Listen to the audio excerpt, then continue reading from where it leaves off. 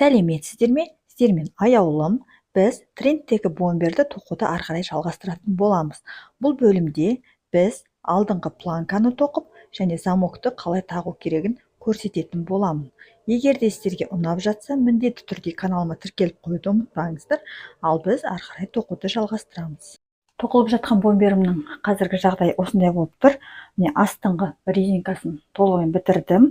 Одан кейін мына алдыңғы жағында бір жағының осылай планкасын тоқып, оған осылай замокты тігіп қойдым.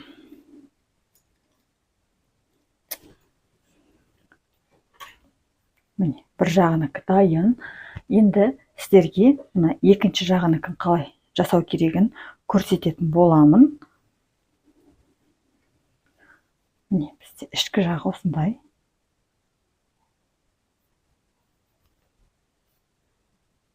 Сырты осындай болды. Қалай осылай тоқу керек және замокты қалай тігу керек, соны сіздерге көрсететін боламын. Олай болса, осы планканы көрсетейін сіздерге.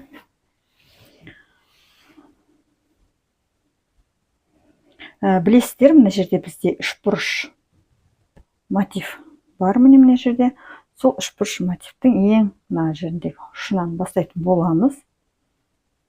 Осыдан білесіздер, жаңа мына шетінде бізде накидсіз бағаншамен тоққан болатынбыз. Солардан ала отырып, біз өзімізге қажетті ілмектер санын теріп аламыз. Екі жақтың ілмектер саны бірдей болу керек. Соған мән беріңіздер. Ол үшін бізге қажетті біздің ілгек бізіміз қажет болады. Одан кейін екі осындай біз керек болады. Міне мынау біздің үшбұрыш мотивіміз. Соның ең жеріндегі ұшынан бірінші ілмекті аламыз осылай. Міне, бірінші ілмекті алдым. Жібімізді аламыз. Осы жерден жібімізді осылай шығарып аламыз.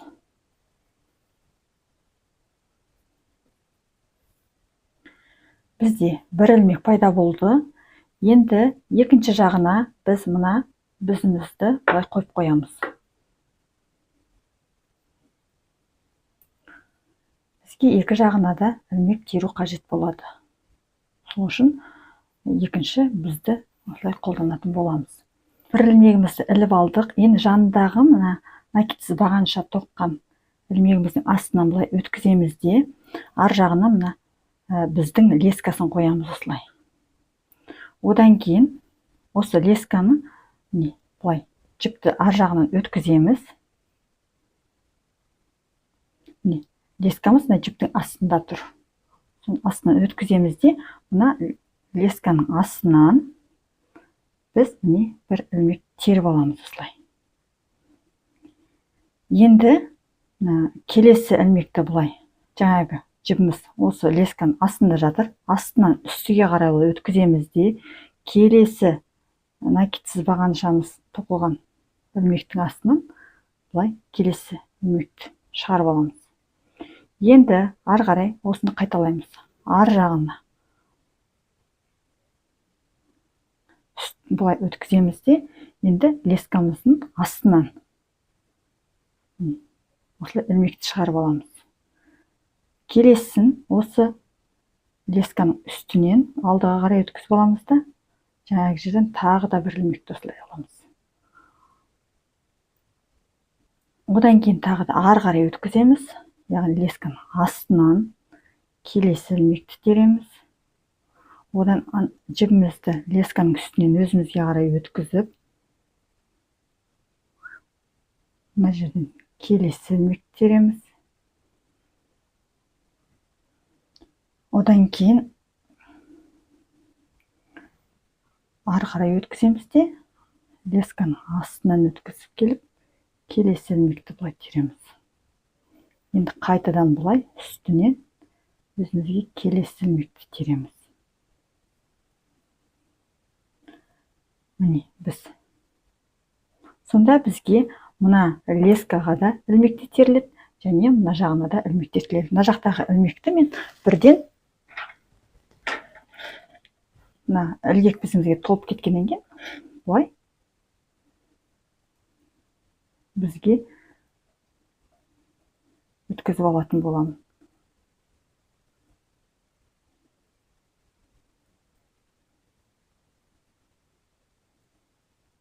Ілмектердің бәрін осылай бізге өткізіп аламыз. Одан кейін осының алдында жасаған сияқты ілгекпізбен қайтадан жаңағы ілмектерді теріп бастаймыз. Енді өз бетімізбен осылай бүкіл ілмектерді теріп алайық. Екі планкадағы ілмектер саны бірдей болу керек. Одан кейін сіздермен қайта жолығып, ары қарай не істеу керегін көрсететін боламын. Мына жерде бізде резинкаға келген кезде мынадан шеткі ілмектері бар, міне біздің тоқылған. Сол шеткі ілмектерінен ала отырып, өзімізге қажетті ілмектер санын тереміз.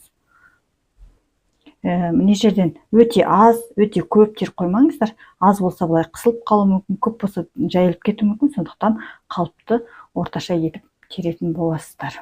Мен ілмектерді теріп алдым. Міне мына жағында, одан кейін міне артқы жағында.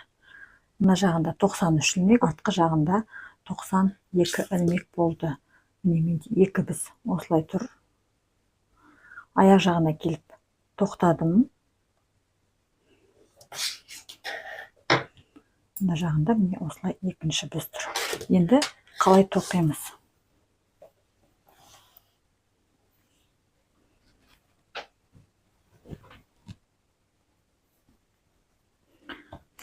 Мен мына жерден бірден маркер қойып қояйын осылай. Өйткені біз қазір мына ілмектерді тоққаннан кейін екі жағы бір-біріне бірігіп кетеді. Ары қарай барлық ілмектерді оң ілмек етіп тоқитын боламыз. Бізде тек қана оң ілмектермен тоқылады.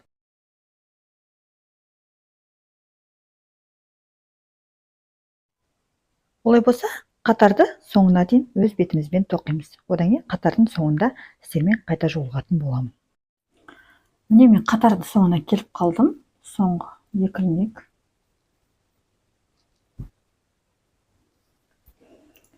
Енді екінші жағын тоқимыз.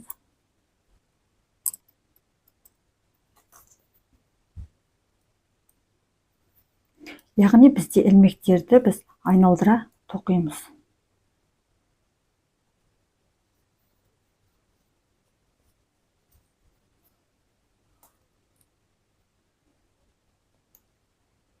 Осылай ары қарай жалғастыра береміз. Енді осылай біз жаңағы мына аяғында тұрған маркерге дейін тоқитын боламыз. Міне мен қатарды аяқтадым. Соңғы ілмек.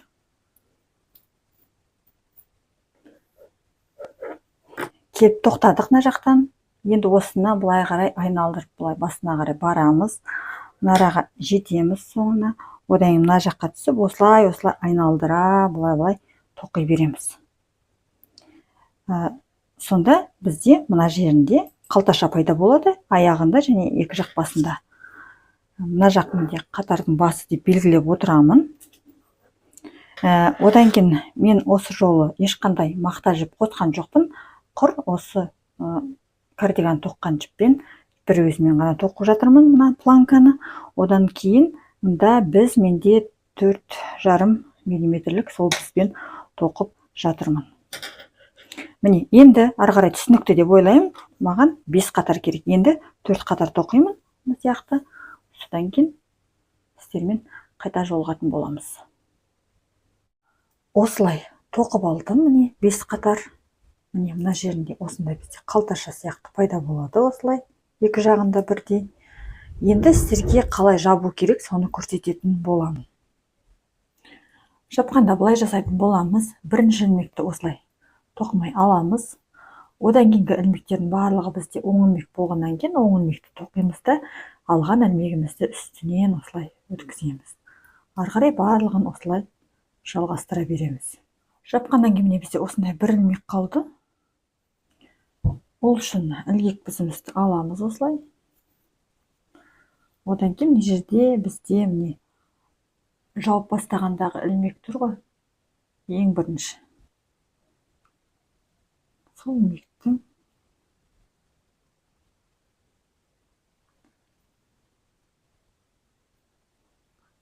өткізіп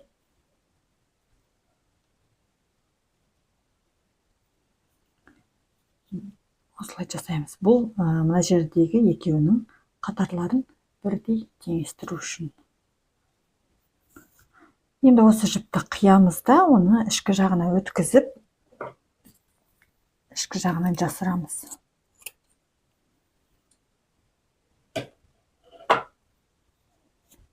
Барлығы мына жіптердің барлығы ішінде қалады.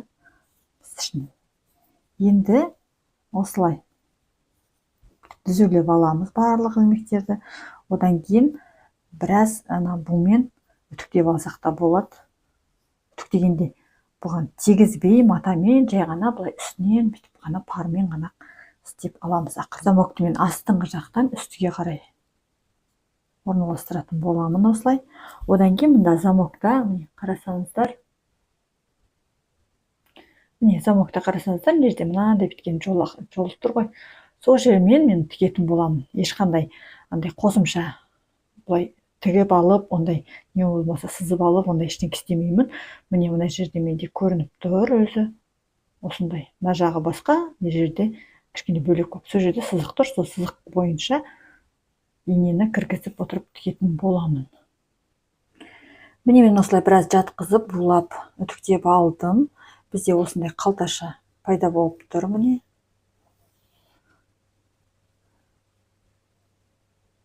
Енді осының ішіне жаңағы замогымызды салып тігуге кірсек.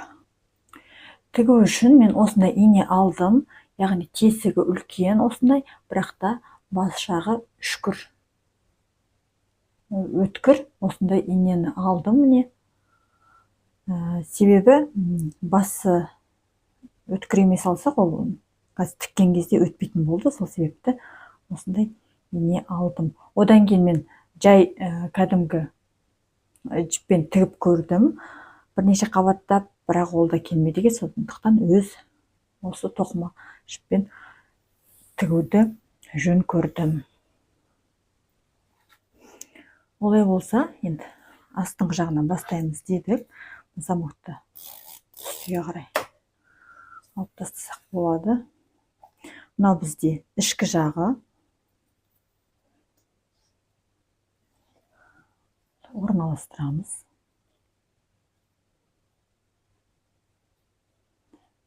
Бізде осының алдында айтқандай, мына жеріндегі кішкене ғана көрініп тұру керек.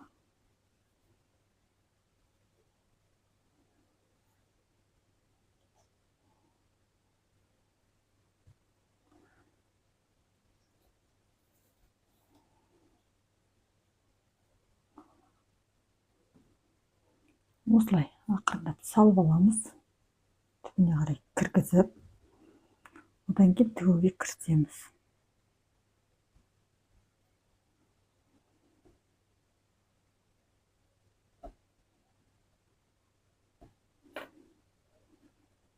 Басқа жағы қазір өтпейді.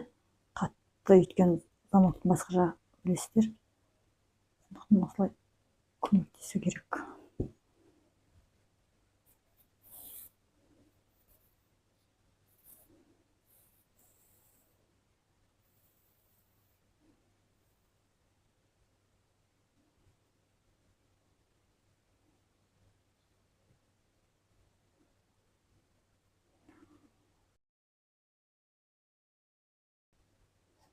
Қайтадан тағы сол тесіктен бір өткізіп аламын.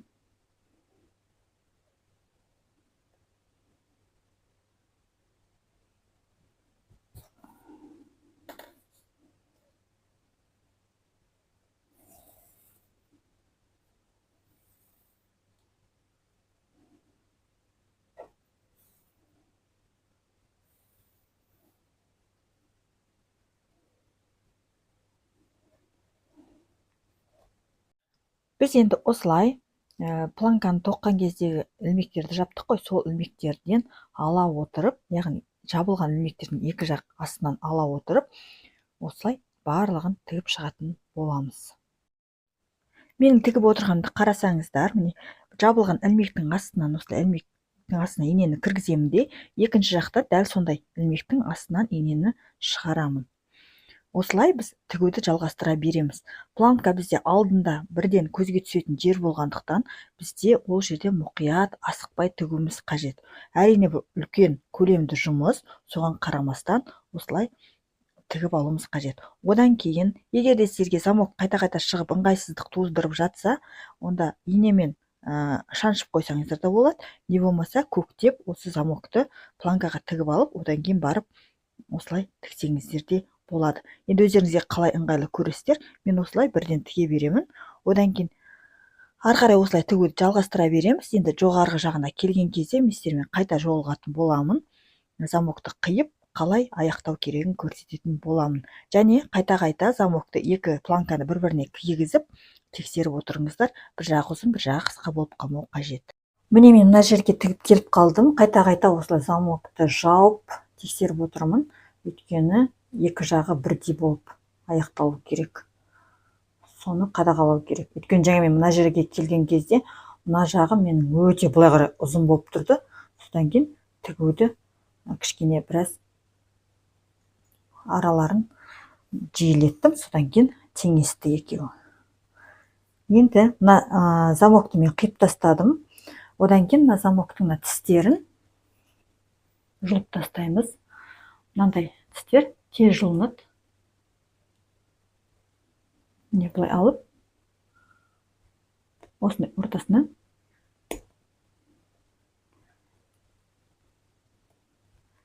бүйтіп алсаңыздар, міне осылай алынып қалады. Солай мен қазір 3 тісті алып тастаймын жерден.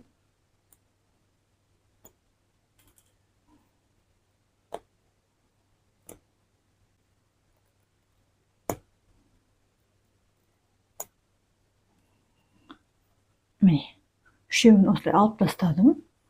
Енді мына жерін оны мен былай оның ішіне кіргіземін.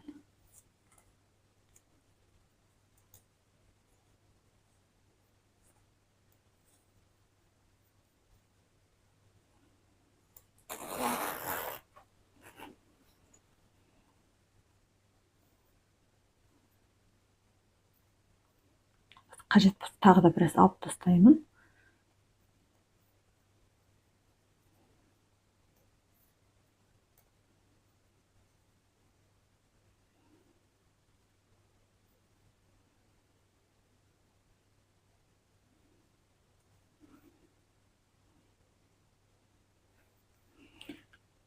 Осылай кіргізіп аламыз.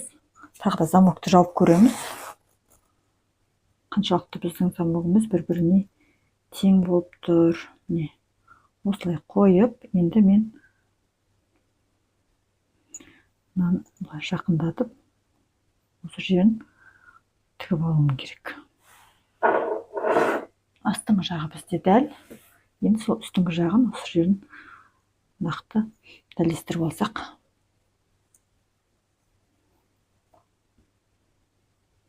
Арадан жаңа тағы да мына жерден тағы да 2-3 тіс алып тастау керек.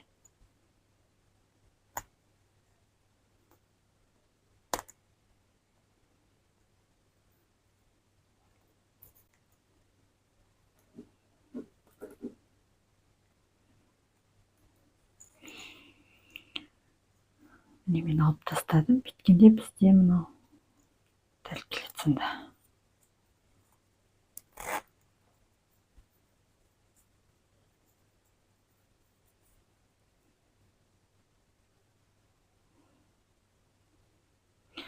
Мына ең бірінші тісті үстінде ішіне қарай былай кіргіземін.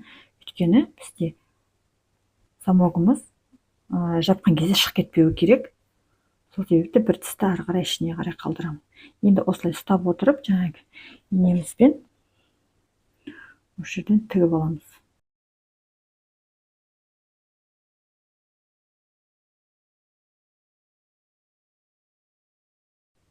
Одан кейін мына жерінде былай жіберіп тіктім. Мына жағын арасында, міне, мына жеріне былай. Сол сияқты мына жағында жасап аламыз. Тігуімізді осылай жалғастырып, сосын аяқтайтын боламыз.